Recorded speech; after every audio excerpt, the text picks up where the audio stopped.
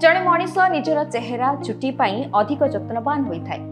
तेबे एक्ने हो, पिंपल्स हो, हेयर फॉल हो बा चंदापण यही सब जिनस वर्तमान समय रे अनेक गुड़िए आधुनिक चिकित्सा प्रणाली आसी जाइछि एवं वर्तमान आमे अछु भुवनेश्वर बापूजी नगर रे थिबा हेयर क्रिएशंस रे जेउठी आपण माने निजर चुटी जनित जेकोनोसी समस्यार समाधान पाई परिबे।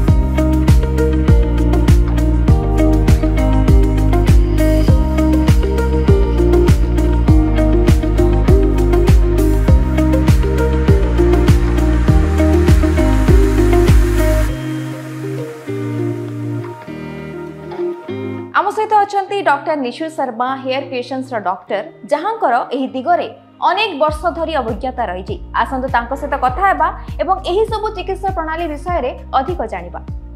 सर, आपको कनेक्ट डिजिटल में स्वागत।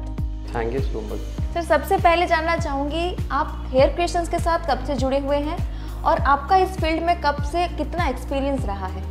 मैं हेयर क्रिएशन के साथ पिछले 2 सालों से जुड़ा हुआ हूँ एंड इस फील्ड में मैं पिछले 5 सालों से वर्क कर रहा हूँ। हेयर क्रिएशंस का शुरुआत कब से हुआ था और इसके और कितने सारे ब्रांचेस हैं, कहाँ पे हैं? ये 5 साल पहले इसकी नींव रखी गई थी एंड अभी इंडिया में ऑलमोस्ट 15 ब्रांचेस हो गए हैं एंड हाँ, अभी काफ़ी कुछ और भी खोलना है। टिल डेट आप जितना भी ट्रीटमेंट दे चुके हैं पेशेंट्स को, उसका रिजल्ट कैसा रहा है? अप टू डेट पेशेंट्स का क्या रिजल्ट आया है आपके पास? कस्टमर्स काफ़ी हैप्पी हैं, रिजल्ट बहुत अच्छे आए हैं एंड हाँ, ज़्यादातर जो पेशेंट्स अभी आ रहे हैं वो हमारे एग्जिस्टिंग पेशेंट्स के थ्रू ही आ रहे हैं क्योंकि वो उनका रेफरेंस देते हैं so that we can know okay fine उनका रिजल्ट बहुत अच्छा आया था एंड उन्होंने ही सजेस्ट किया हमारे क्लिनिक को। इस ट्रीटमेंट का तो बहुत सारे प्रोसीजर्स हैं, तो कितने सारे प्रोसीजर होते हैं, क्या क्या हैं? यहाँ पे जो हेयर ट्रांसप्लांट का ट्रीटमेंट हम लोग कर रहे हैं that is FUE technique, follicular unit extraction. ये बिल्कुल ही सिंपल, कोई स्कार मार्क नहीं होता है, कोई पेनलेस सर्जरी है एंड 6 to 7 आवर्स इसमें लगते हैं एंड बिल्कुल सिंपल प्रोसीजर है।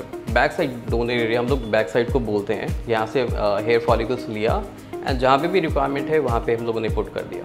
जब कोई पेशेंट आपके पास आते हैं फॉर दिस ट्रीटमेंट, आप उनके क्या क्या बैकग्राउंड्स चेक करते हैं, उनके हेल्थ के और क्या भी जो ऐसे ट्रीटमेंट है जो करने पड़ते हैं बिफोर द सर्जरी?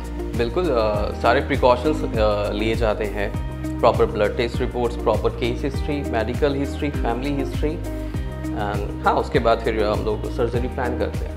ऐसे कुछ ऑब्जेक्शंस या फिर कुछ ऐसे क्राइटेरिया हैं या जो पेशेंट इस चीज़ों से सफ़र करता हो तो ये ट्रीटमेंट नहीं हो सकता? हाँ, थोड़े बहुत है, जैसे वायरल मार्कर पॉजिटिव होगा, जैसे HIV, hepatitis B, AIDS, hepatitis C also.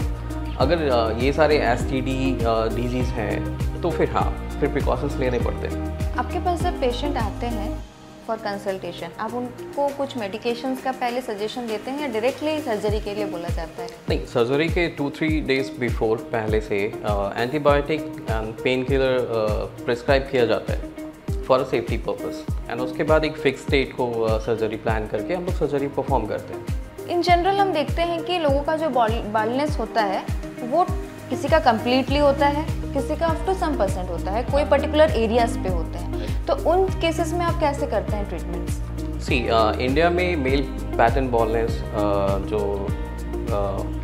वो बेसिकली 7 कैटेगरीज में डिवाइड किया गया है। तो अकॉर्डिंग टू बॉलनेस एरिया जितना सा गंजापन होगा उसके अकॉर्डिंग ग्राफ्ट डिसाइड किया जाता है एंड देन फिर सर्जरी प्लान करते हैं। सबका ये होता है कि सर्जरी इज़ पेनफुल, तो is it painful this surgery? No, एक माइनर प्रिकिंग सेंसेशन होता है वही for time being 2-3 minutes and that is it. उसके बाद आप 5 to 7 hour 6 to 7 hour almost आप बिल्कुल कंफर्टेबल वे में एक लग्जरी ट्रीटमेंट का आनंद उठा सकते हैं। आफ्टर सर्जरी क्या प्रिकॉशंस लेना होता है पेशेंट्स को? माइनर सा प्रिकॉशंस है, कुछ ऐसा बहुत ज़्यादा चीज़ नहीं कि आपको बेड रेस्ट लेना होगा या फिर कुछ एक्स्ट्रा केयर करना होगा, नथिंग। आप दूसरे दिन से वेरी नेक्स्ट डे से आप सब कुछ कर सकते हो।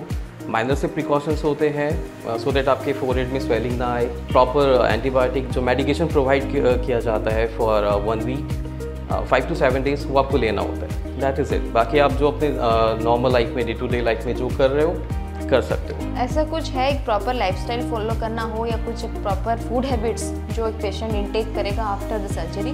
ऑफ कोर्स एक हेल्दी फूड हैबिट्स तो होना ही चाहिए। आप आउटसाइड जंक फूड बिल्कुल अवॉइड करो for better growth and healing. Result अच्छा है उसके लिए ज़रूरी होता है होममेड फूड खाओ। हम कोई भी सर्जरी के लिए जाते हैं या फिर केमिकल इंटेक जब होता है हमारे बॉडी में, there is always a risk of side effects.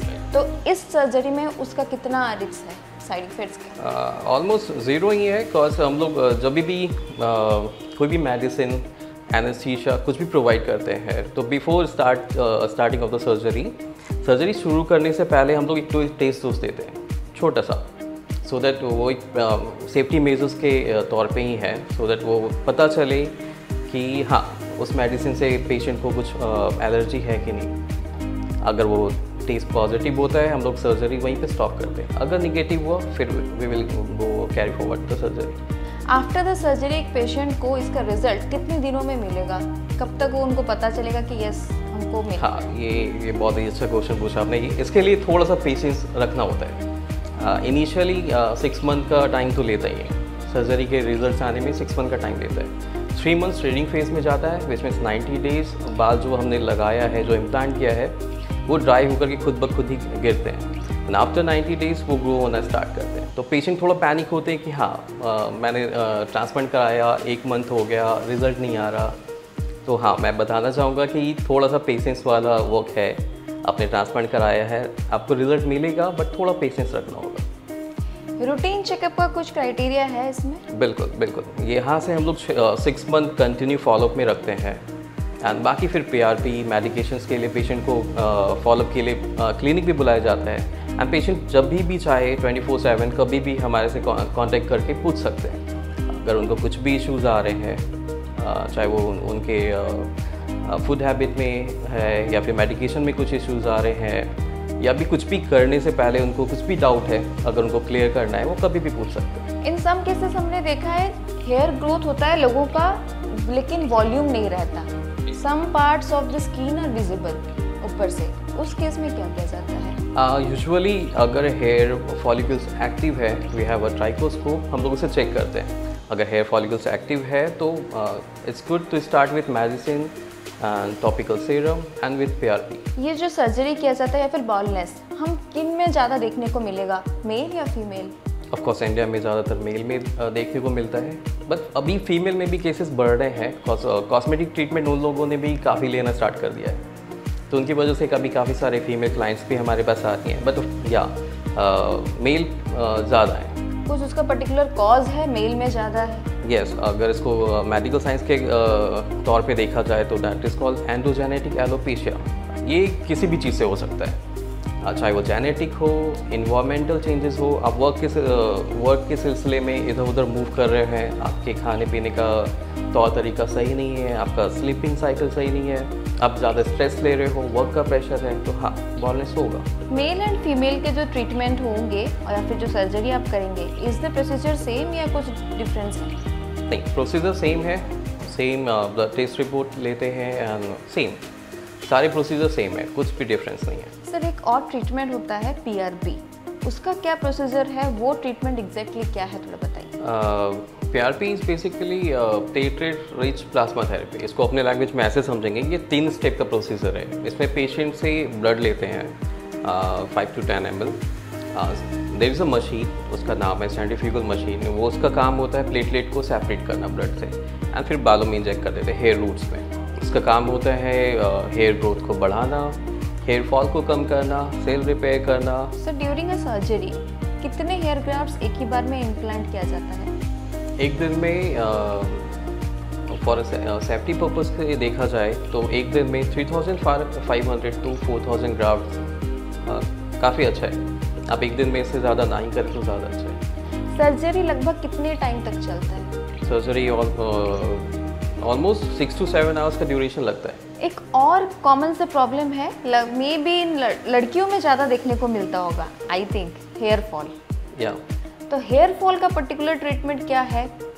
अगर बॉलनेस ज़्यादा नहीं है, अगर स्कैल्प ज़्यादा विजिबल नहीं है, एक नॉर्मल हेयर फॉल हो रहा है, तो या अच्छा होगा आप अगर शुरुआत करें मेडिसिन से, PRP से एंड हेयर सीरम से। And we have also UV light therapy जो हेयर फॉल में काफ़ी अच्छा मदद करता है। सर एक और क्वेश्चन सबके दिमाग में होगा, इतने सारे एडवांस टेक्नोलॉजी के साथ ट्रीटमेंट हो रहा है, तो इसका कॉस्ट फैक्टर क्या है प्राइस रेंज?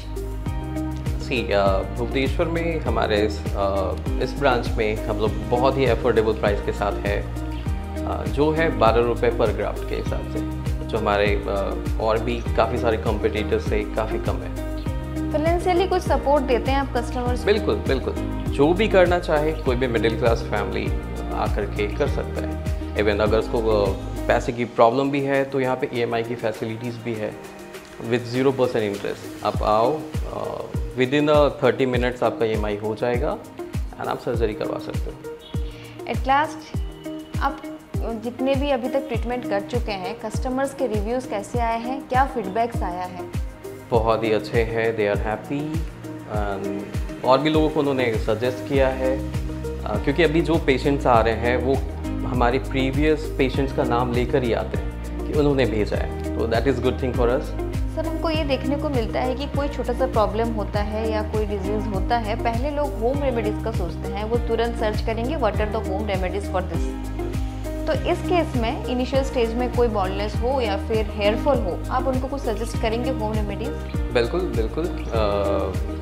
अगर इनिशियल स्टेज में हेयर फॉल है तो सोशल मीडिया इन्फ्लुएंसर से बचें, उनके घरेलू नुस्खों से बचें। बेहतर होगा कि आप किसी हेयर स्किन एक्सपर्ट के पास जाएं, एक प्रॉपर सॉल्यूशन लें, क्योंकि स्टार्टिंग स्टेज में बहुत ही आसान होता है उसको केयर करना, उसको हैंडल करना। एंड अगर सिचुएशन जब ज़्यादा बढ़ती है देन आपको फिर ट्रांसप्लांट की नौबत आती है, तो उस नौबत आने से पहले ही अच्छा है कि आप किसी हेयर स्किन एक्सपर्ट के पास जाएं एंड एक प्रॉपर सॉल्यूशन लें। एंड होम रेमेडीज़ के लिए कुछ भी नहीं करना है, खुश रहे, अच्छा खाना खाए, अपनी लाइफस्टाइल को अच्छे से मेंटेन रखें। वो जैसा कि हम सब बचपन से पढ़ते आए हैं, early to bed and early to rise makes a man healthy wealthy and wise. बहुत बहुत धन्यवाद सर। जमीती आपण माने सुनुथिले हेयर क्रिएशंस रे चुटी जनित जेकोसी समस्यार समाधान रही है, समस्त प्रकार ट्रीटमेंट एटी उपलब्ध रही। जदि आपण माने भी एही सबु समस्यार सम्मुखीन होउछंती बा हेयर फॉल हो कि चंदापणर सम्मुखीन होउछंती, ताहेले विजिट करंतु हेयर क्रिएशंस एवं पांतु एही सबु समस्यार समाधान।